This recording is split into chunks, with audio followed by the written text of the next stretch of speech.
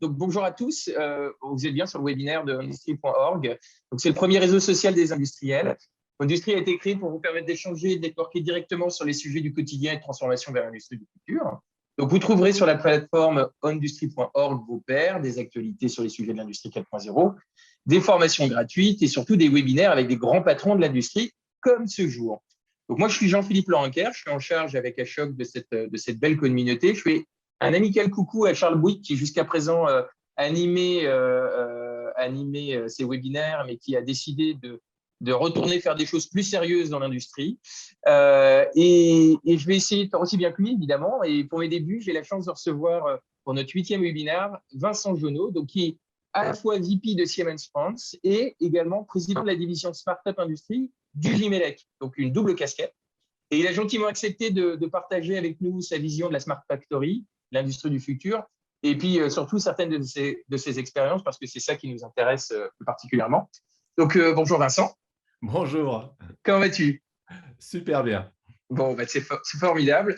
Alors aujourd'hui, ça va se couer parce que lors de la préparation qu'on a fait mardi dernier, moi, j'ai découvert quelqu'un qui était absolument passionné par ce qu'il fait, passionné par les industriels et par l'industrie et par l'évolution de l'industrie. Donc, évidemment, je tiens à te remercier du temps que tu nous accordes et d'échanger avec les membres de la communauté. On est vraiment très honoré d'avoir une personne de ton expérience sur des sujets aussi pointus avec nous. Et ce par quoi j'aimerais commencer, c'est que tu nous parles un peu de toi et d'où tu viens, où tu vas, je ne sais pas encore, mais tout ce que tu as fait, des petites anecdotes un peu sympas que tu as eues au cours de ta carrière. Écoute, je n'ai pas toujours fait une boîte allemande. J'ai démarré par une boîte américaine. Donc, effectivement, quand j'ai démarré dans une boîte américaine aux US en tant que software leader. Donc, déjà, effectivement, le software était un thème qui me passionnait. J'ai passé plusieurs années du côté de Bedford, de la mini Silicon Valley, au nord de Boston. C'était assez sympa. Et puis derrière, effectivement, après j'ai basculé chez Siemens, un peu au headquarter. Chez nous, c'est un passage obligé. Et puis depuis pas mal d'années maintenant, depuis plus de 20 ans, en train de travailler pour l'industrie française. D'accord. Et ça fait combien de temps que tu es chez Siemens maintenant? Oh, ça fait 25 ans à peu près. Ah oui, donc tu es un Siemens boy bien picousé. Ouais, mais avec pas mal de mouvements au sein de Siemens, la boîte est grande. Ouais, c'est sûr. Et tu me disais donc que tu as travaillé aussi beaucoup pour l'industrie française. Et là, donc on évoque un peu le Gimelec. Qu'est-ce que tu fais de beau au sein du Gimelec? Alors, le Gimelec, c'était à l'époque, quand j'ai pris la présidence il y a 15 ans, c'était le syndicat du 3.0. Et en fait, on a essayé de devenir le syndicat du 4.0 et de rester vraiment des experts de l'industrie et d'amener tous les produits, software et solutions qui permettent aux industriels de développer leur productivité, leur rentabilité, leur efficacité, leur flexibilité. Donc, on a amené beaucoup de startups qui sont des experts de la donnée. On a racheté le syndicat de la cybersécurité européen. On a amené des intégrateurs logiciels, des intégrateurs 4.0 qui sont entre l'IT et l'OT. On a ramené des opérateurs 5G comme Orange, Bouygues, puisque la 5G va être un challenge très intéressant dans la flexibilité d'une usine demain. Et donc, on a travaillé depuis 10 ans maintenant à un thème qui nous est cher, c'est la chute de l'industrie n'est pas une fatalité. Et effectivement, sur les 15, on n'oublie pas quand Thierry Breton était ministre de l'Industrie que l'industrie représentait 18% du PIB en France. Un peu derrière les Allemands, mais c'était pas loin, quoi. C'était pas de la moitié, quoi. Et on est descendu à 12%, et si on descend en dessous des 10%, on va être comparé à la Grèce, qui, elle, peut compenser par le tourisme, peut-être, on va dire. Franchement, c'est compliqué pour le tourisme. Oui, ça a été compliqué ces dernières années. Et effectivement, on s'est dit, plutôt que de critiquer, plutôt que de se plaindre, on va essayer de se prendre en main et d'amener des propositions. Donc, à l'époque du gouvernement Hollande, on a eu un plan 34 qui était sur l'industrie du futur. Ouais. Et nous, au Gimelec, on a lancé une étude avec le cabinet Roland Berger sur comment réindustrialiser la France. Et derrière, on a essayé de dérouler, on va dire, une dizaine de mesures clés qu'on a proposées aux institutions, au gouvernement, au pouvoir public, mais pas simplement une étude comme il y en a des dizaines, mais quelque chose de pratico-pratique sur lequel on souhaitait s'impliquer pour déployer. Des choses simples, déjà baisser les taxes de production, c'est gentil, mais quand on voit qu'on paye 70 milliards en France de taxes de production alors qu'en Allemagne on paye 12 milliards, il y a un vrai souci, c'est-à-dire que globalement un produit qu'on fabrique en France est plus taxé qu'un produit qu'on importe de Chine. Ah C'est oui. c'est totalement aberrant. Donc si on Tu penses à quelle taxe? Parce que alors moi, je suis un vieux de la vieille. Hein, je suis de l'époque où la taxe professionnelle existait encore, mais ça a sauté. Qu'est-ce qui reste encore aujourd'hui comme taxe de production qui là, si je pénalise? rentre dans le détail, ça va être assez Non, mais, compliqué. non, mais tu as un Globalement, exemple peut-être? c'est des taxes qui sont essentiellement traitées en région. Euh, Ah, d'accord. et effectivement, ce qui a été très intéressant, c'est que d'abord, on a mis en place le suramortissement il y a quelques années. Ouais. Parce que, effectivement, quand un industriel veut se moderniser, et c'est ce qu'on avait mis en avant à l'époque, c'est que notre industrie avait des machines qui avaient une moyenne d'âge de 20 ans. Mm. Comment peut-on être compétitif avec des machines qui ont une moyenne d'âge de 20 ans? Dans ces cas-là, effectivement, on se retrouve en compétition avec des pays du tiers-monde qui, en plus, ont une main-d'œuvre Pas cher. Ouais. Mm. à bas coût. Mm. Donc, il faut déjà moderniser l'outil de production, moderniser les machines. La clé, l'industriel, il achète avant tout des machines dans ses lignes de production, machines, robots, etc. Et il faut amener la couche après digitale pour se projeter. Donc, ce qu'on a essayé de faire, effectivement, c'est d'essayer de créer un cercle vertueux qui part du consommateur. Le consommateur qui veut des produits de plus en plus personnalisés, des marques qui veulent aussi produire éthique avec un bon bilan carbone, donc local également et Ouais. flexible. Et donc, ce qu'on essaie, c'est de dire, messieurs les usines, il va falloir y aller, donc moderniser vos machines, entrer de la donnée. Mais ça ne va pas se faire en claquant des doigts, sinon ça se serait fait depuis longtemps.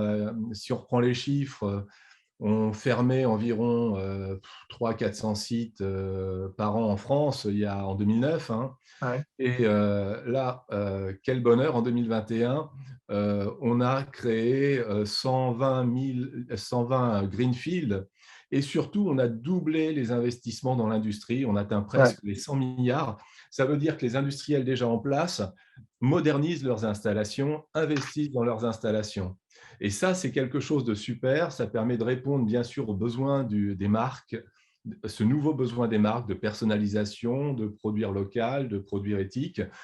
Et ce qu'on leur propose, c'est trois choses. La première, c'est baisse des taxes de production. On est quand même passé de 70 milliards à 56 milliards. Il y a encore un travail à faire, Encore un mais peu, ouais. on verra avec le nouveau gouvernement. En tout cas, on continue à insister sur cette thématique des taxes de production qui est majeure. Deuxième point, on leur dit, écoutez, vous avez un existant qui est en place, il faut le pérenniser, on ne va pas tout mettre à la poubelle. L'outil de production, il est beau, il faut simplement le rendre plus performant, plus productif. Et ça, la data, c'est un élément majeur dans un site de production. Donc, amener de la capture de données, de la connectivité, de l'OT, de l'IT, et puis derrière, maîtriser votre production, ayez une vraie vue de ce que vous produisez, comment vous le produisez. Par moment, certains sites de production, je ne parle pas des gros industriels, mais certains industriels ont de la saisie manuelle pour savoir ce qui se passe poste par poste, machine par machine. Ouais. Plus ou moins exact, d'ailleurs, la saisie manuelle. Hein, Quand on y pense et quand on écrit bien, ouais. ouais.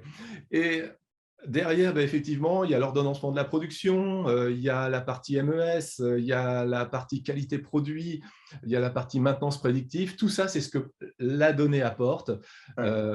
avec une utilisation simple au départ, puis de l'intelligence artificielle. Donc, baisse des taxes de production, on amène un peu de data. Et ce qu'on est en train de ce qu'on a regardé, c'est comment amener cette data de manière simple et pas chère. Parce qu'effectivement, si on aborde un industriel, on leur dit, bon, on va démarrer par le cloud, on va mettre de l'IA, il y en a pour 3 millions, et c'est une boîte noire, vous ne pourrez pas y toucher, on est mal parti. Ça, c'est mal parti, je suis d'accord. Mais ça, on l'a vécu, quoi. C'est du vécu. J'ai l'impression que tu as des noms en tête, là. Je ne les citerai pas. Et d'autre part, on ne peut pas tout faire, je vais dire même à Siemens. Ouais. À un moment donné, on a besoin d'un écosystème, on a besoin d'experts. Donc, nous, ce qu'on a essayé de faire dans cette démarche de réindustrialisation de la France, et donc déjà de traitement de la donnée au niveau de l'industriel, ça, c'est quelque chose que nous, on sait bien faire au niveau de l'OT. Au niveau de l'automate, on a un vrai savoir-faire. Donc, pour nous connecter, c'est simple. C'est presque du click and connect sur du réseau OT, quel que soit le type d'automate, c'est des systèmes ouverts. À un moment donné, on a parfait les erreurs de l'IT, on démarre directement sur des systèmes ouverts, on connecte facilement. Et puis, effectivement, on s'entoure d'un écosystème de startups qui ont des vrais savoir-faire pour développer, avec des outils low-code, super simples à maîtriser, pour développer des applications simples au départ, mais qui amènent des gains de productivité, qui amènent de la rentabilité à l'industriel. Et puis, cette rentabilité, grâce aux taxes de production aussi qui baissent, ça va lui permettre de réinvestir dans des machines récentes, des machines neuves. Ça, c'est la clé. Robots, cobots, machines, fabrication additive, machine-outil. Et ça, c'est une des clés. Et ce qu'on souhaite, c'est que quand on investit dans une machine neuve, cette machine neuve, l'industriel l'achète en France. Et on va rentrer dans un cercle vertueux. Et l'objectif qu'on a avec le JMELEC, l'Alliance pour l'industrie du futur, c'est de développer une offre française, d'aider l'offre française de constructeurs de machines à se développer. Déjà en répondant à l'offre du marché français, et puis après en se développant à l'export, parce qu'un bon OEM, c'est un OEM qui exporte à 70%. Ouais. Et ça, c'est top parce que aujourd'hui, ce qui a fortement contribué à l'expansion du Mittelstand alors, évidemment, une organisation de l'Allemagne et de l'industrie allemande, c'est certes une organisation avec le Mittelstand et des ETI très, très fortes. C'est le fait que beaucoup de valeur ajoutée a été apportée par la fabrication de machines, et voitures, évidemment. Et aujourd'hui, en France, est-ce qu'on a complètement perdu ce savoir-faire? Est-ce que on n'est pas très loin il nous faudrait pas grand-chose pour le retrouver? Comment tu sens Moi, j'ai visité une société qui s'appelle ECM Technologies, qui fabrique des fours et qui battent régulièrement les Allemands sur leur terrain. Ils sont très très forts. Ils sont du côté de Grenoble. Ils sont French Fab à fond. Enfin, on les adore. Comment le renouveau de la machine outil française, comment il pourrait arriver? Alors, de la machine-outil, je parlais déjà de la machine de production. On parle de Ouais. moins loin, parce qu'effectivement, la machine-outil en France a vraiment souffert.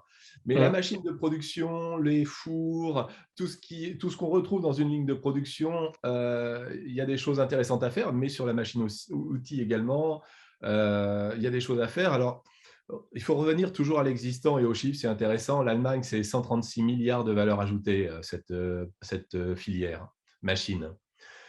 C'est la première filière allemande devant toutes les autres, devant l'automobile y compris.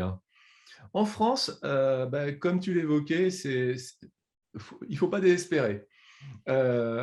C'est vrai qu'avec l'après-guerre, on a peut-être moins accompagné nos industriels, contrairement aux Allemands.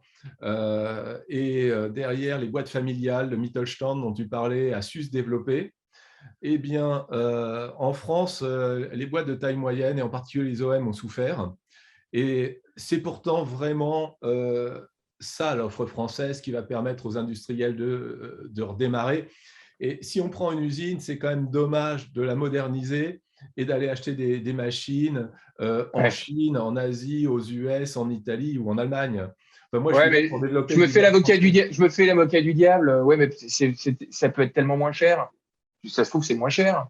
Donc pourquoi on a un budget à la fin? Est-ce que c'est vraiment moins cher d'abord? Alors déjà, Au niveau de nos constructeurs de machines, la grosse différence avec les Allemands, c'est qu'on a des petits constructeurs de machines, des moyens constructeurs de machines, il manque les très gros, on va dire. Ouais. Et ça, c'est le premier point. Donc, chez nous, 136 milliards valeur ajoutée en Allemagne, en France, 36 milliards. 4000 constructeurs de machines, donc il y a de quoi faire. Donc ça, comme on a su au niveau France sanctuariser les startups, les aider, mettre un écosystème de développement des startups, eh Ouais. bien, il faut le faire sur ces constructeurs de machines. Et la BPI, comme d'habitude, est fabuleuse. Hein. Nicolas et ses équipes sont incroyables, avec Guillaume Mortelier. Ils ont mis en place un incubateur pour la filière SIF, Solutions Industrie du Futur. Cette filière, c'est celle que nous, Gimelec, via l'Alliance pour l'Industrie du Futur, nous avons milité à créer pour aider ces constructeurs de machines à se développer, à développer une offre qui va répondre aux besoins des industriels français qui ont besoin de se moderniser. Et effectivement, après, qu'est-ce qui va inciter un industriel à acheter une machine française plutôt qu'une machine allemande ou chinoise ou américaine? Il faut être au prix, mais derrière, surtout, la technologie. Et Ouais. si effectivement, les machines françaises on peut très facilement faire une bascule d'une machine 3.0 à une machine 4.0 en quick win, et ça, c'est quelque chose qui peut se faire très vite, pas cher. Ouais. D'un seul coup, on donne une vraie valeur ajoutée. Puis l'industriel va acheter une machine 4.0, une deuxième machine 4.0. Petit à petit, il va avoir sa ligne en machine 4.0, donc une ligne 4.0 en jumeaux numériques et aussi en virtual commissioning, c'est-à-dire le paramétrage des automates et de tout ce qui est connecté à l'outil, un hyperviseur data, et d'un seul coup, en 3, 4, 5 ans, on aura un brownfield Ouais. qu'on aura modernisé, qui sera devenu un brownfield 4.0, avec la flexibilité, la productivité, la rentabilité nécessaires. Alors, on va revenir sur les aspects transformation, parce que c'est vrai que Siemens, pour le coup, a un point de vue assez unique. Vous êtes à la fois fournisseur de 4.0, mais vous avez vous-même des usines et vous devez vous-même vous transformer en 4.0. Euh, c'est hyper intéressant ce que tu viens de dire. Le, comment dire? Excuse-moi, il fait un trou. Quand on a échangé, ouais, tu me parles de brownfield, tu me parles de transformation, tu me parles de supervision data, tu me parles de tout ça. Moi, ce que je constate sur le terrain aujourd'hui, c'est quand je vois un industriel, que je lui parle management de la donnée, management de la data, tout ça, il me dit non, mais moi, ce que j'aime bien, c'est acheter des machines. La donnée, c'est bien votre bidule, mais à quoi ça va me servir? Si tu avais deux, trois points qui, à tes yeux, sont critiques pour le convaincre que la valeur, elle va aussi beaucoup désormais être dans la donnée et pas uniquement dans la machine et dans l'automatisation. Qu'est-ce que tu pourrais lui dire? Déjà, la valeur, elle est dans les deux, mais effectivement, augmenter sa rentabilité et sa productivité pour pas cher et faire ce premier petit pas dans le digital, c'est la donnée qui va le permettre, je pense. Et c'est ça qui est moins cher. C'est-à-dire qu'une machine, c'est tout de suite, allez, 100, 200, 500 000, 1 million d'euros. C'est un gros investissement. Donc, quand on fait cet investissement, il faut le faire avec des données concrètes. Voire, il faut faire vivre le plus longtemps possible et moderniser les machines en place. Et effectivement, on a abordé les gros industriels qui sont nos clients par des logiques cloud, avec l'écosystème, la capture de données. Mais on s'est aperçu que cette approche sur l'ensemble des industriels n'était pas forcément la bonne approche. D'abord parce qu'il y a des craintes de cybersécurité. Il y a un pas qui est relativement important. Et finalement, ce qu'il attend, l'industriel, c'est déjà des choses simples. Donc, on a essayé de structurer 6 cas d'usage qui intéressent l'industriel au niveau de la donnée. Qualité produit, MES, ordonnancement de la production, maintenance prédictive,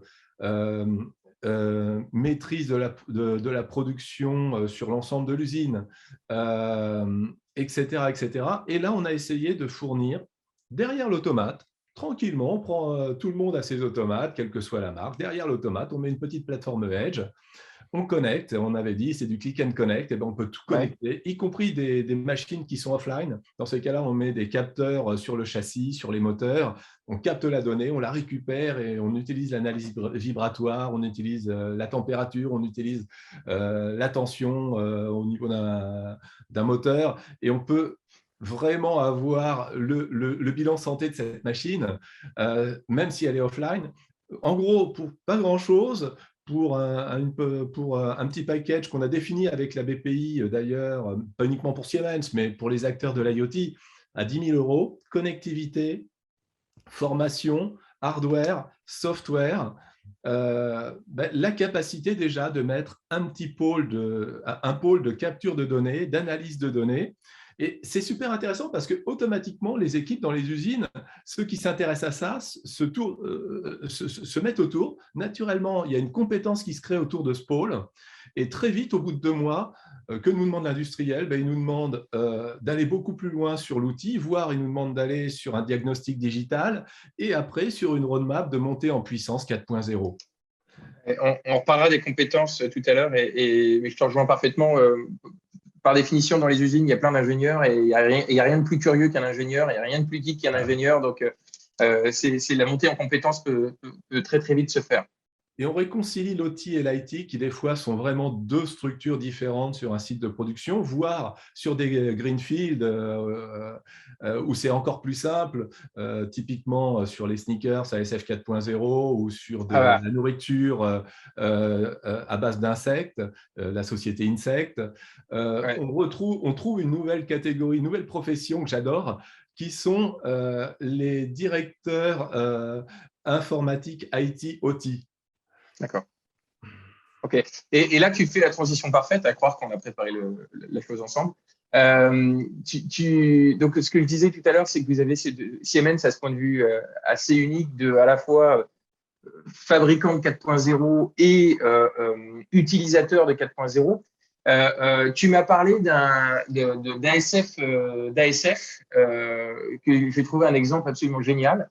Et je pense que ça pourrait être intéressant de le partager. Puis après, tu pourrais aussi nous parler de votre usine d'Agno et la façon dont vous transformez cette usine.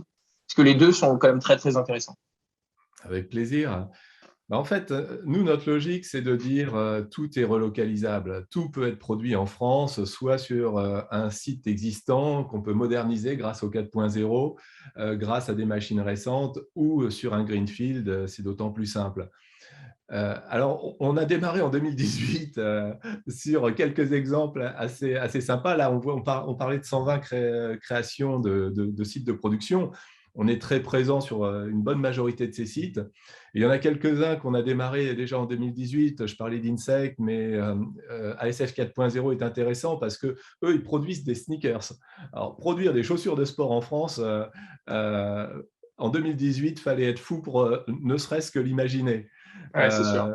C'était réservé à l'Asie. Derrière, qu'est-ce qui se passait? Il y avait la société Chamatex, qui est leader européen du textile intelligent, Mhm. qui fabrique ses textiles en Ardèche, qui exportait ses textiles Voilà. en Asie, pardon.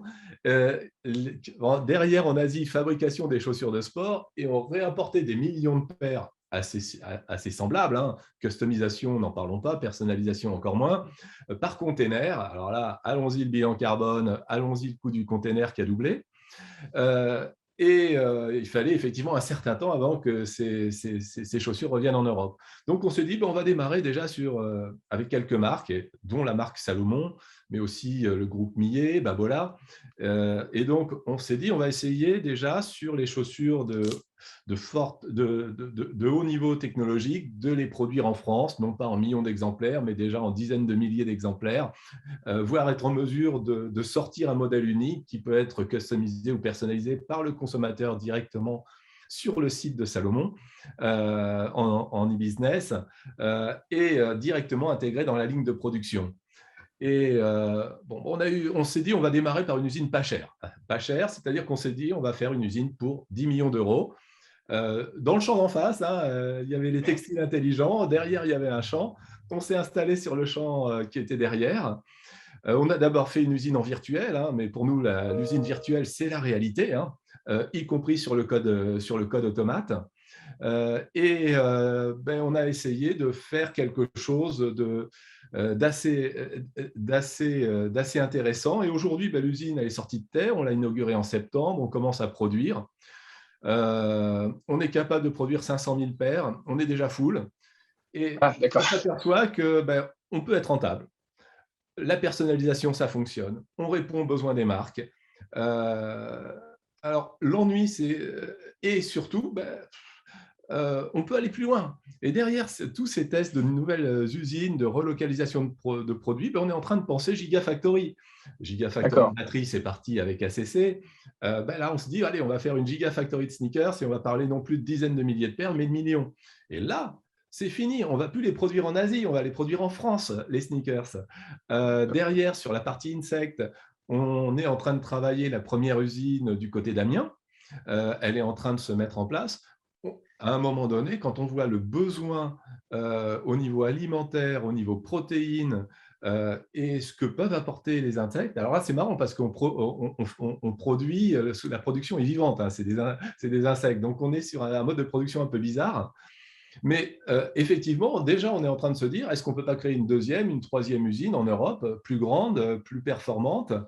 Et en fait, tous les nouveaux exemples qu'on a fait en 4.0 en Greenfield, d'office, sont déjà en train de partir vers quelque chose de plus grand. Donc, ça marche, ouais. Ouais, on en profite pour faire un petit coup à Jean-Gabriel Levon de Winesect, on adore ce qu'ils font. Et, Ouais. ils sont très, très forts. Et ce qui est intéressant, c'est que l'industrie française de la protéine est en train de rapatrier pas mal de choses plutôt que d'aller chercher des huiles ou du soja au Brésil et de déforester. Là, on est en train de faire des trucs vraiment, vraiment sympas. Donc ça, c'est comment vous aider alors des startups comme Winesect ou des sociétés qui veulent se transformer comme ASF 4.0. Et vous-même, alors? Et Siemens, comment Siemens se transforme? Très vite. Oui, Tous les j'imagine. jours, on se transforme. Vous utilisez vos propres solutions? Vous testez vos propres solutions sur vous-même? Oui, j'ai la chance en France d'avoir une usine d'instrumentation du côté d'Agno, dans l'est de la France, pas loin de la Ouais. frontière allemande. Alors, c'est vrai que c'est super intéressant. Alors, c'est une usine d'instrumentation, donc il y a aussi beaucoup d'opérations manuelles. Ouais. Ça n'est pas l'usine full automatisée comme on peut le voir pour fabriquer un automate ou pour fabriquer un drive. Et effectivement, on teste absolument toutes nos solutions dans nos usines qui deviennent nos showrooms, tout simplement. Alors, on y a intégré pour les personnes qui sont dans l'Est de la France un showroom très intéressant où on est en immersion, où on est en relais aussi avec notre Digital Experience Center qui est basé à Saclay, dans les locaux du CEA. Oui. Le CEA est une pépite en France. Je parlais de la BPI qui est incroyable, mais alors le CEA, là, j'ai vu les étoiles quand je les ai rencontrés il y a quelques années. Du coup, j'ai décidé de mettre mon Digital Experience Center au sein du CEA. Et en fait, la grosse transformation qu'on a eue chez nous, c'est surtout de se dire, on ne sait pas tout faire nous-mêmes. Donc, on a besoin d'un écosystème. Euh, Déjà, au niveau du traitement de la donnée, on a des startups incroyables en France. Donc, qu'est-ce qu'on a fait? On a investi, par exemple, dans une startup qui s'appelle BrainCube il y a 5-6 ans. Maintenant, c'est Ouais. une startup. Hein, ils font... C'est déjà la belle boîte, hein. Tout C'est à déjà fait. la très belle boîte, mais c'est des experts de l'IA dans l'industrie qui sont absolument incroyables. Ouais. Euh, Eh bien, en fait, ce qu'on a fait, c'est on a porté leur solution, ils ont porté leur solution sur nos solutions cloud dédiées à l'industrie. Ils ont porté leur solution sur nos solutions Edge. Ils ont packagé leur solution, qui était une solution assez grande, en petits modules qui rentrent dans ces packages à 10 000 € qu'on avait définis avec la BPI. Mais on a aussi des startups comme D-Analyse, qui sont des startups d'analyse vibratoire. On en parlait tout à l'heure, on parlait des presses. Typiquement, sur une presse, si on veut avoir des pièces de meilleure qualité, si on veut avoir une meilleure longévité de la presse, l'analyse vibratoire est super intéressante. Et à la sortie de la presse, si on veut tester la qualité de la pièce, eh bien, avoir des caméras haute résolution d'intelligence artificielle, surtout dans l'automobile, sur des pièces de type porte, aile de voiture, eh bien, la même chose, on a une société une startup qui s'appelle 3D qui est un spin-off du CEA, qui sont absolument incroyables. Et ce qu'on essaie, c'est de constituer un écosystème qui va amener à l'industriel l'ensemble des besoins dont il a besoin, en partant du capteur, en allant jusqu'à l'IT et en intégrant des experts du logiciel, des intégrateurs logiciels, des intégrateurs 4.0 aussi, des boîtes comme Alten par exemple, sont des partenaires formidables, qui sont des intégrateurs que j'appelle des intégrateurs 4.0, c'est-à-dire qui maîtrisent l'OT parfaitement, qui maîtrisent l'IT parfaitement, l'automatisme, la donnée. Et ça, c'est absolument formidable. Le jumeau numérique, le virtual commissioning. Et puis, bien sûr, effectivement, des opérateurs de 5G comme Orange ou Bouygues, parce que ça, c'est le beau challenge des 2-3 prochaines années. Donc, l'écosystème, et c'est comme ça d'ailleurs sur Global Industries qu'on structure notre stand. Finalement, la moitié du stand, c'est du Siemens, et l'autre moitié, c'est l'écosystème. D'accord. Donc, en effet, je vois très bien comment vous fonctionnez. Et parce que bon, on a beaucoup parlé machine, on a un peu parlé données. On n'a pas parlé des hommes encore. Alors des hommes avec un grand H. On les met où? Qu'est-ce qu'on en fait? Est-ce qu'on rentre dans la vision de l'usine de l'usine sans opérateur? Comment on les fait passer au 4.0? Comment on fait ça? Alors déjà, on tue les mauvaises idées. L'industrie, l'automatisation et le 4.0 ne détruisent pas de l'emploi. Ils créent de l'emploi par la relocalisation, par le maintien de l'industrie en France. L'arrivée d'un robot, effectivement, peut supprimer en direct des emplois, mais génère indirectement une dizaine d'emplois. Donc, à un moment donné, si on ne se modernise pas, on crève. Ça, c'est simple. Et alors là, le bilan, on le connaît. On est passé de 18 à 12% du PIB et on a perdu pas loin de 700-800 000 emplois dans l'industrie. Ouais. Il faut bien voir que l'industrie, 12,5%, on a stabilisé à 12,5%. Enfin, on remonte presque à 13%. Mais il y a les services, 25%. Un quart du PIB, c'est l'industrie. Donc, c'est le challenge de l'emploi. L'industrie est le challenge de l'emploi. Et effectivement, la formation est quelque chose de majeur. Donc, chez nous, on forme. On forme, on forme, on forme. D'accord. On est des obsédés de la formation en ligne, en présentiel, sur du réel, sur du virtuel.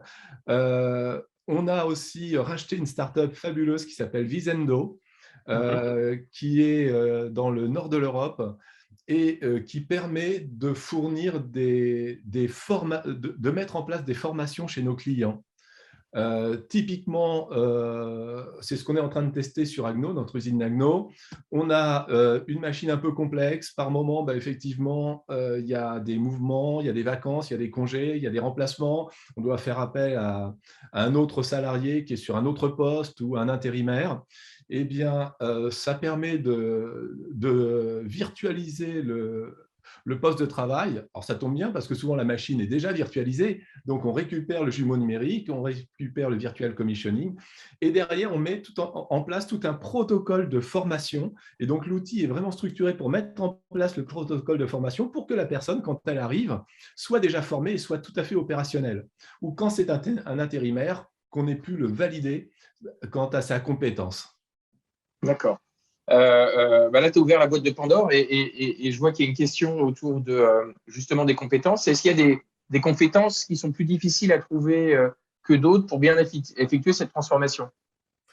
Alors, ce qu'on essaie surtout, c'est déjà de faire monter les opérateurs en 4.0. C'est pour ça qu'on a fait ce Wikipédia Ouais. du 4.0 chez Jimelec. Ouais, qui est très bien fait. Je le recommande, vraiment très bien fait.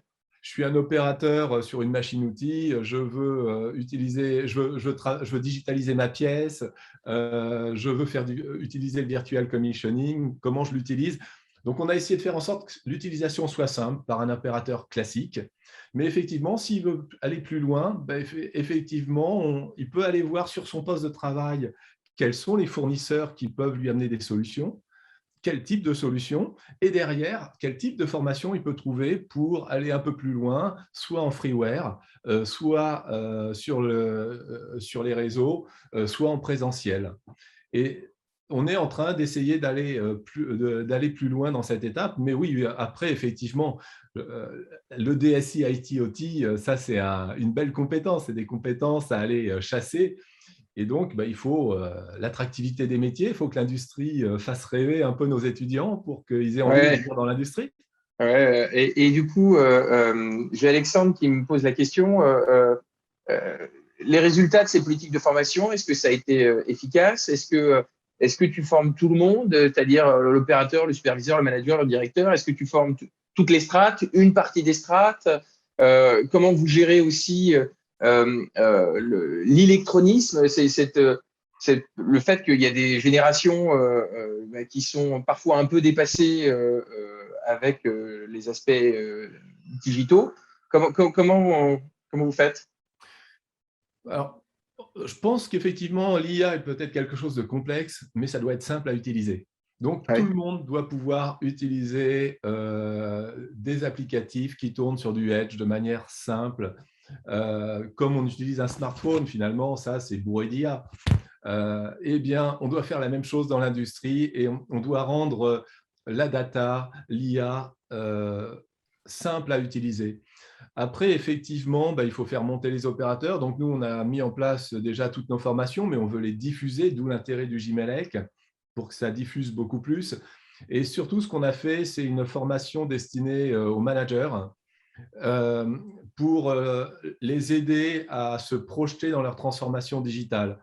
Donc là, on fait intervenir, c'est pas que du Siemens, encore une fois, c'est notre écosystème qui intervient. En particulier, on peut retrouver des experts du CEA et on fait des experts en cybersécurité, mais on essaie de donner au manager tous les leviers pour l'inciter à basculer dans sa transformation digitale et également lui permettre de déboucher sur déjà quelques indices financiers, parce qu'à un moment donné, on est là pour gagner de l'argent.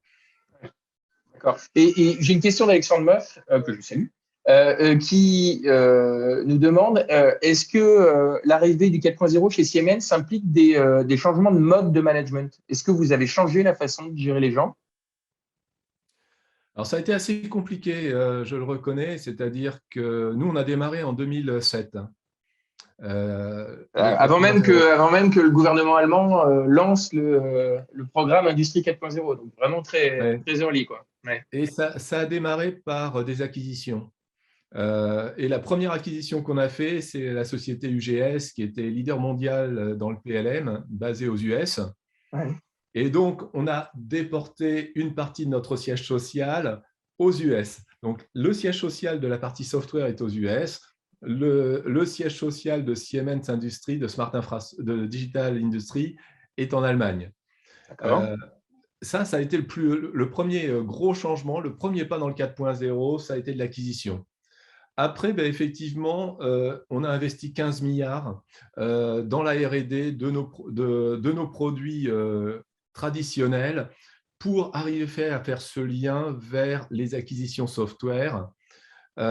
Et on a dépensé quasiment autant dans les acquisitions depuis. Et toute la logique pour nous, ça a été de faire une continuité numérique. Typiquement, moi, ce qui nous intéresse, c'est, je vais reprendre l'exemple d'ASF 4.0. Salomon a un site web sur lequel il vend ses chaussures. C'est Ouais. destiné à des ultra spécialistes. Il y en a un autour de la table. Et sa chaussure, elle est vraiment personnalisée. C'est vraiment quelque chose de très pointu. Effectivement, on part du jumeau numérique de la chaussure. Euh, Derrière, on est capable d'intégrer ça dans l'ordonnancement de la production. On est capable de flexibiliser la production pour pouvoir produire ça. Et derrière, on est capable de capter les données de tout ce qu'on a fait pour reboucler et passer dans un cercle vertueux et dans une amélioration constante. Et en fait, c'est toute cette continuité numérique qui va du produit à la ligne de production, au delivery et chez le client et au SAV, avec le rebouclage qui fait qu'on a une performance. Et effectivement, ça c'est passé par des acquisitions, c'est passé par des formations de nos équipes qui sont montées petit à petit pour faire le lien avec la partie software et par la mise en place de cet écosystème parce qu'on s'aperçoit qu'effectivement, il y a des pépites comme BrainCube qui ne sont pas prêtes à se vendre, mais qui sont prêtes à ouvrir le capital ou qui sont prêtes à ne pas ouvrir le capital, mais à venir sur nos outils s'intégrer dans notre architecture. Et puis nous, on arrive soit en prenant le lead sur la solution digitale, après avoir fait le diagnostic, soit on se met derrière un partenaire. Je parlais d'Alten, par exemple, qui est un partenaire incroyable. Et là, on lui amène les technologies, software, hardware, et tout notre écosystème, parce que l'écosystème doit travailler ensemble. Ouais. Alors, il y a pas mal de... Ouais, alors, il y a pas mal de geeks dans la communauté, mais il y a aussi quelques nerds. Et il y en a un particulièrement qui s'appelle Renan et qui a une question très pointue à te poser. C'est pour toi, quelle est l'architecture cible données système selon Siemens? Quelle doit être l'architecture cible? Alors, je te dis, c'est un nerd. Hein. Tu avais prévenu. J'adore ce genre de questions. Je vais lui répondre que j'en sais rien. T'en sais rien? Bon, d'accord. En fait, on n'a pas d'architecture cible. Si bizarre que ça paraisse, ce qu'il faut, c'est partir de l'existant. Et en fonction, c'est pour ça que souvent, on part souvent, alors quand on va sur un greenfield, là, effectivement, c'est beaucoup plus simple. Mais quand on part sur un site existant, on met déjà une petite plateforme Edge derrière l'automate. Et moi, l'objectif, c'est déjà de connecter tout ce qui est sur le réseau OT et de faire l'interface avec l'IT pour pouvoir remonter à l'ordonnancement de production et au MES. Ça, c'est vraiment le point numéro 1. Et la connectivité est majeure, y compris de la connectivité de systèmes qui ne sont pas sur les réseaux. Après, effectivement, c'est pour ça qu'on parle de diagnostic digital. Si on veut aller beaucoup plus loin et se dire « je veux que mon usine devienne une usine 4.0 » et donc parler d'architecture, chez nous, ça passe par un diagnostic. Alors, ce n'est pas un diagnostic à 1 million ou même à 100 000 euros, c'est vraiment des trucs à quelques milliers d'euros. Mais on fait un diagnostic du site, qui est un site sous 3.0 dans la majorité des cas. Et derrière, on propose des solutions digitales qui vont s'intégrer dans l'architecture du site.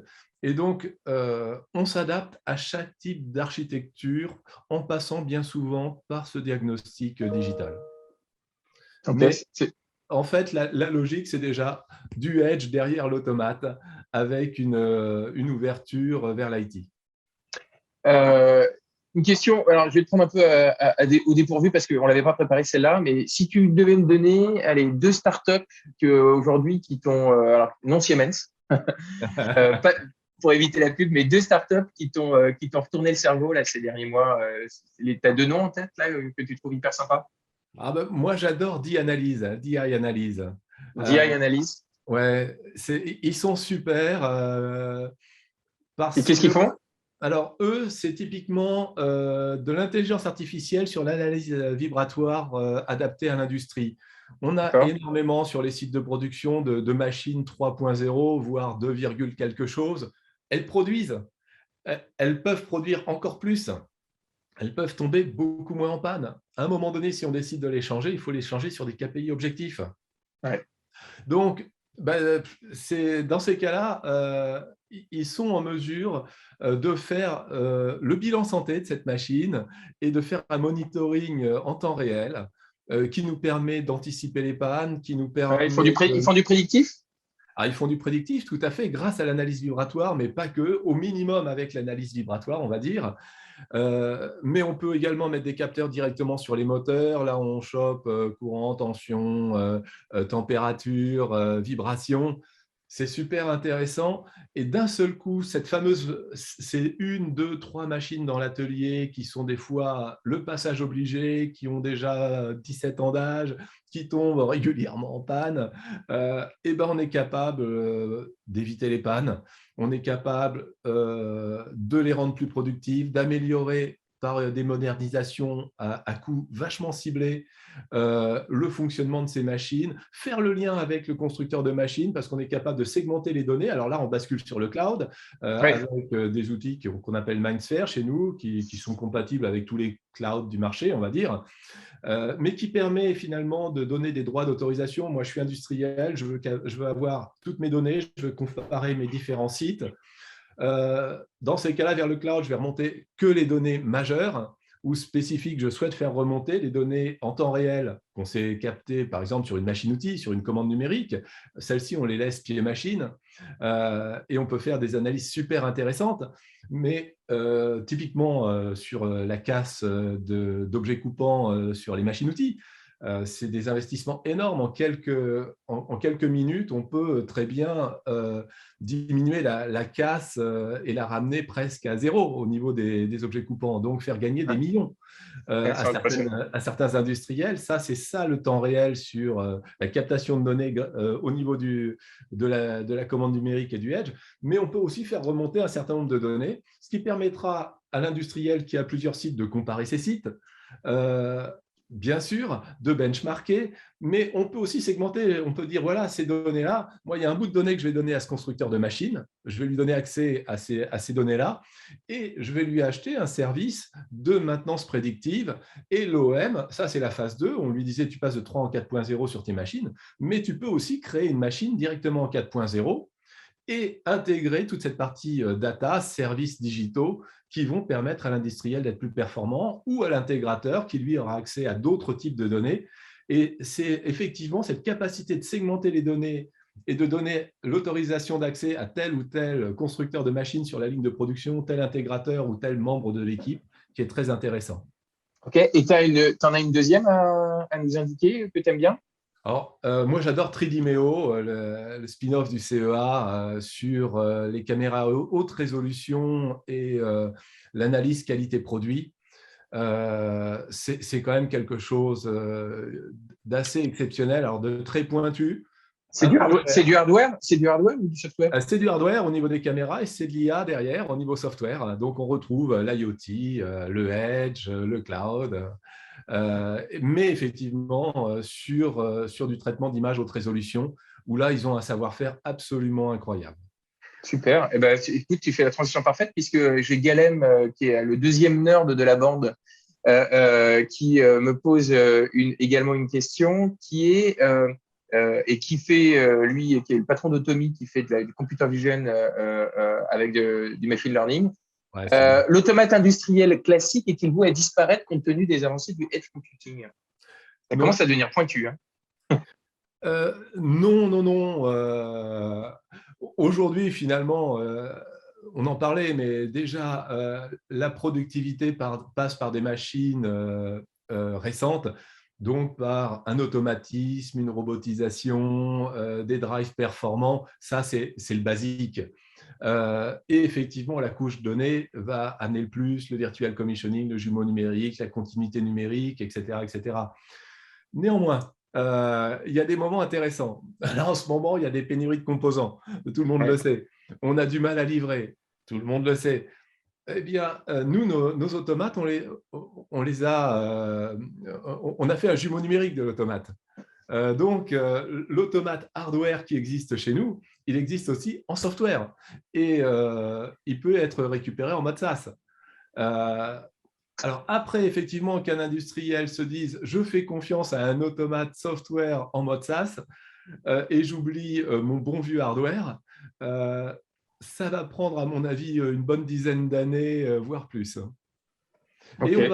on va voir effectivement la cohabitation des deux et OK. effectivement une intelligence qui va se déporter vers la périphérie.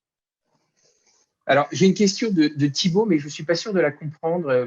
Ce n'est pas toujours évident en tapant. Au même titre que la captation de données machines, sur des opérations nécessitant l'intervention d'un opérateur, parvenez-vous à capter sa donnée de manière digitale? Contrôle qualité, OK démarrage, etc. Oui, ben, clairement, l'homme dans l'industrie est important, que ce soit au niveau du poste de travail. Donc, on a parlé des formations, mais aussi la pénibilité au poste du travail et également au niveau des interventions de maintenance. Donc, derrière, ben, on a effectivement toute une logique d'intervention pour être beaucoup plus pertinent sur une intervention bien évidemment, avec l'accès aux données, l'accès aux documentations, la reconnaissance des produits auxquels il est confronté en face de lui. il y a tout un environnement qui intègre pleinement l'opérateur ou la personne de maintenance pour qu'elle ait finalement tout ce qui lui permet de faire son travail au mieux. Écoute, Vincent, on arrive au terme de cet entretien. J'ai juste une dernière question pour toi. Euh, c'est, est-ce que tu est-ce que tu aurais quelque chose à dire à un ou une jeune ingénieure qui se pose la question entre rejoindre l'industrie ou rejoindre une banque, une salle de marché ou même un cabinet de conseil ou conseil en stratégie? McKinsey, coucou.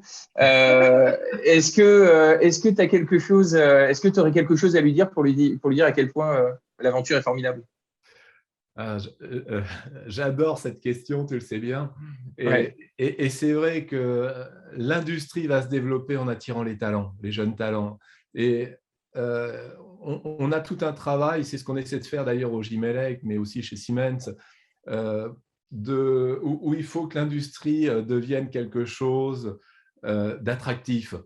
En Allemagne, clairement, la foire de Hanovre, SPS, c'est des salons qui sont des vitrines, qui attirent les jeunes, qui attirent les médias, qui attirent les politiques. Clairement, aux 20 heures en Allemagne, à chaque fois, il y a une success story sur un industriel. C'est formidable. On commence petit à petit à le voir dans les médias français, et ça, c'est bien. Et ça fait plaisir parce qu'il y a encore 5 ans, on expliquait que l'industrie en France était morte et qu'il fallait plus investir dedans, il fallait investir dans les services. Et les médias sont le premier niveau pour séduire les jeunes. Ça, c'est la première des choses. Après, c'est à nous de faire le boulot pour leur dire l'industrie, c'est vachement sexy. Et c'est vrai, mais qu'est-ce qu'ils vont s'embêter dans les banques ou dans les assurances à traiter de la donnée austère? Nous, il y a tout. Il y a du jumeau numérique, il y a du virtual commissioning, il y a de l'IA, il y a de la data, il y a de la connectivité. Puis on voit en plus le résultat en réel. C'est-à-dire que ce qu'on fait, C'est concret. c'est concret derrière. Il y a toute une démarche également qui est super intéressante de sustainability sur l'industrie et qu'on arrête de casser. Il faut casser cette image d'industriel qui pollue avec de la fumée, de la graisse, c'est sale, ça pue. Voilà, non, c'est plus ça l'industrie aujourd'hui. L'industrie est respectueuse de l'environnement. On a encore des progrès à faire. Mais dans le manufacturier, une usine, c'est totalement propre. Ça peut même être au centre d'une ville. Ça peut être dans un container en Black Plant, comme tu l'évoquais, derrière un shopping mall, pour produire directement sur le parking. On peut aller jusque-là, quoi. Donc, je pense qu'il y a 2 axes d'attractivité. Bien évidemment, l'écologie. Et ça, c'est un thème qu'on a pris à bras-le-corps. Le bilan carbone qu'on peut définir au niveau produit. On a des logiciels qui permettent à l'industriel d'évaluer le niveau carbone pour la production de tel ou tel produit. Mais il y a énormément d'outils aujourd'hui qui permettent à l'industrie d'attirer les jeunes. Et le 4.0 est un aimant maintenant. Il faut le communiquer, il faut le faire savoir, il faut leur donner envie de venir. Ouais, ouais, bah, écoute, ce sera le mot de la fin. Merci beaucoup, Vincent. Merci d'avoir partagé avec nous bah, tous ces éléments. J'ai trouvé ça absolument passionnant. On sent que tu vis ça avec ton cœur et tes tripes, et je pense que tous les membres y ont été extrêmement sensibles. Je vais te laisser retourner transformer les usines françaises. On a assez pris de ton temps. On les accompagne, c'est tout. Hein. Le prochain webinaire, ça sera le 25 mai avec ArcelorMittal. Si vous avez aimé ce webinaire, si vous avez aimé les interactions avec des industriels, n'hésitez pas à nous rejoindre sur industrie.org parce que vous y retrouverez bah, des gens comme Vincent et bien d'autres pour faire de la veille techno, discuter d'actualité, de sujets d'actualité. Vous y trouverez des formations gratuites, etc. Donc, industrie.org, vous pourrez nous y trouver. Puis, surtout, la grande nouvelle, c'est que si vous passez à Global Industrie du 17 au 20 mai prochain, vous aurez un grand stand Industrie avec dessus plein de startups 4.0 qui seront ravis de vous recevoir, de vous accueillir et de vous présenter ce qu'ils sont capables de faire. Donc, je vous souhaite à tous une excellente journée, un excellent week-end de Pâques et à très vite sur industrie.org. À très bientôt.